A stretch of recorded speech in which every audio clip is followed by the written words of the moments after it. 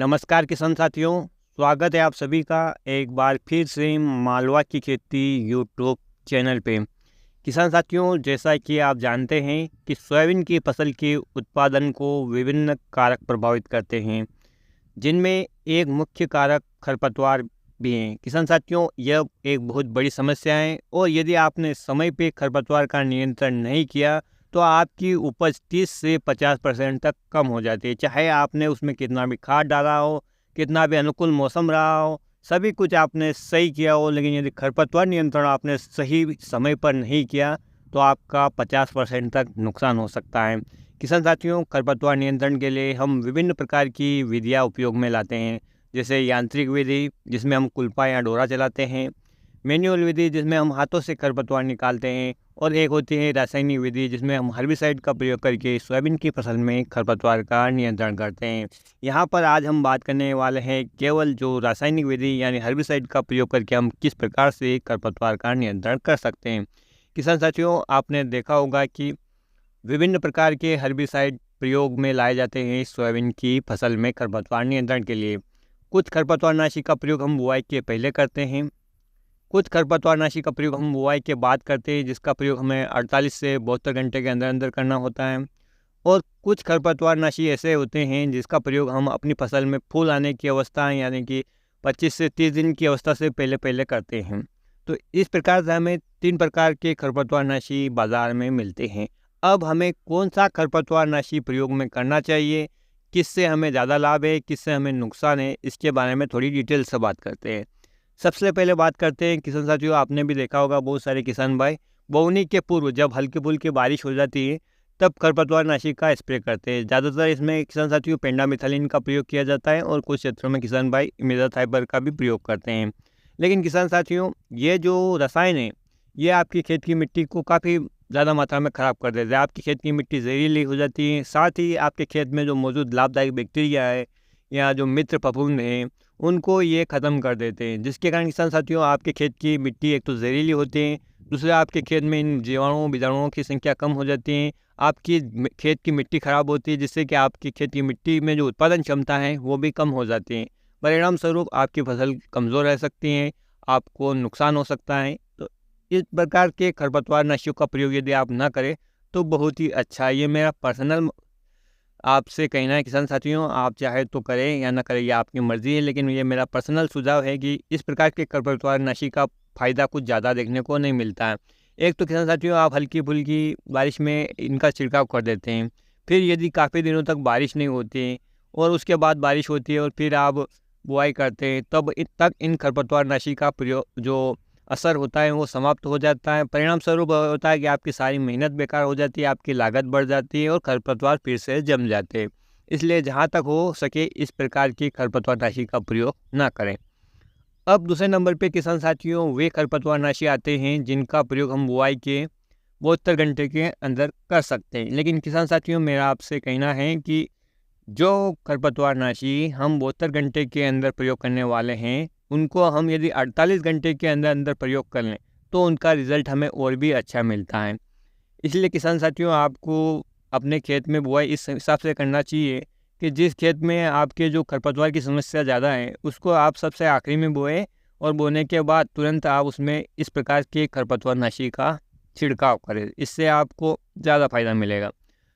किसान साथियों, भविष्य में भी इसी प्रकार की खरपतवारनाशी का समय आने वाला है, क्योंकि अनेक देशों में जो बुआई के तुरंत बाद खरपतवारनाशी जो होते हैं उनका प्रयोग किया जाए, इसके लिए अलग अलग रिसर्च हो रहे हैं और भविष्य इन्हीं खरपतवारनाशी का रहने वाला है। क्योंकि पूर्व के जो खरपतवारनाशी मैंने आपको बताए हैं बुआई पूर्व, वो पूरी तरीके से काम नहीं कर रहे हैं। साथ ही जो खरपतवारनाशी आप फसल उगने के बाद या खरपतवार उगने के बाद प्रयोग करते हैं उनका भी इतना असर आपको देखने को नहीं मिलेगा, क्योंकि एक बार खरपतवार उग जाते हैं तो बहुत सारे खरपतवार ऐसे होते हैं जो बहुत ज़िद्दी होते हैं और परिणाम स्वरूप उन पे आपको इन रसायन का कोई प्रभाव देखने को नहीं मिलता है। तो सबसे बढ़िया खरपतवारनाशी वही है जो आपके खरपतवार को उगने का जो समय है उसको रोक दे। खरपतवारनाशी से किसान साथियों खरपतवार के बीज समाप्त नहीं होते हैं, बस वो सुप्त अवस्था में रहते हैं और जब हमारी फसल बड़ी हो जाती है लगभग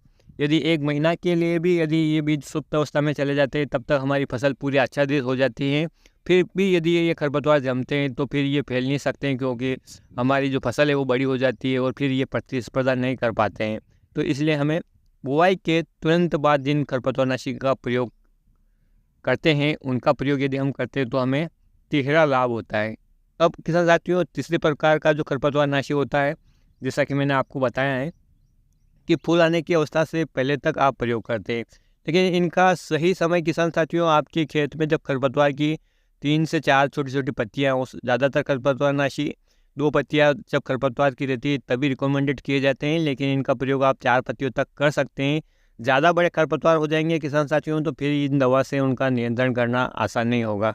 कुछ कुछ खरपतवारनाशी ऐसे होते हैं किसान साथियों जो आपकी फसल को तो झुलसा भी देते हैं, लेकिन खरपतवार पे भी वो भी अच्छा असर दिखाते हैं। यदि आपकी फसल खरपतवारनाशी से झुलस जाए, इसके बाद आप कोई अच्छा सा टॉनिक वगैरह या कोई जाइम वगैरह का प्रयोग कर लीजिए, तो ताकि आपकी फसल रिकवर हो जाए। यदि हम इस प्रकार के खरपतवारनाशी जो कि फसल उगने के बाद और खरपतवार उगने के बाद इनका प्रयोग करते हैं, तो सबसे बड़ा नुकसान ये होता है किसान साथियों कि आपकी फसल की ग्रोथ कम से कम 1 से 2 सप्ताह के लिए रुक जाती है। जिसके परिणाम स्वरूप ये होता है किसान साथियों कि यदि आपकी फसल हाइट लेने वाली होती है और उस समय यदि ड्राई स्पेल हो जाता है, तो फिर निश्चित रूप से आपकी फसल की जो ग्रोथ है वो सही नहीं हो पाती है।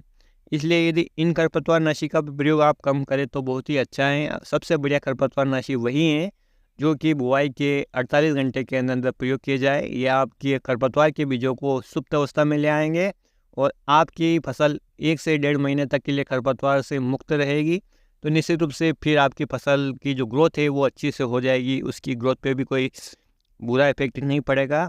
और इस प्रकार से किसान साथियों इन खरपतवारनाशी का प्रयोग करना है। वैसे आप स्वतंत्र हैं, किसी भी प्रकार के खरपतवारनाशी का प्रयोग कर सकते हैं।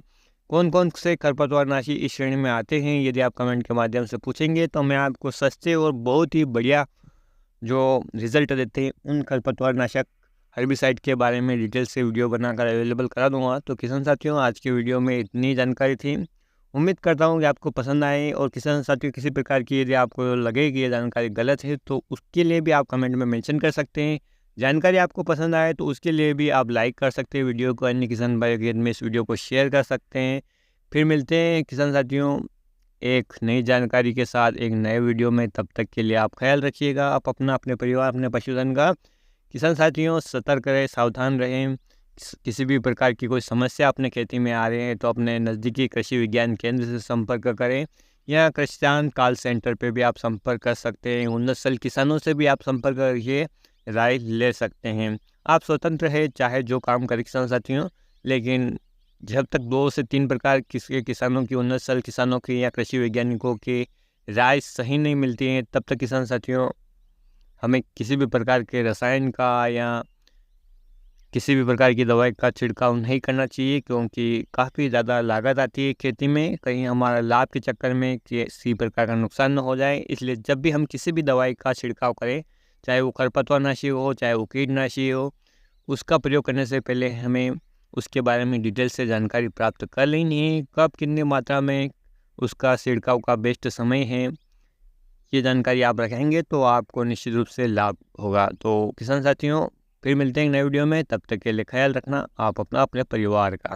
वीडियो देखने के लिए आपका बहुत बहुत धन्यवाद। जय हिंद, जय जवान, जय किसान।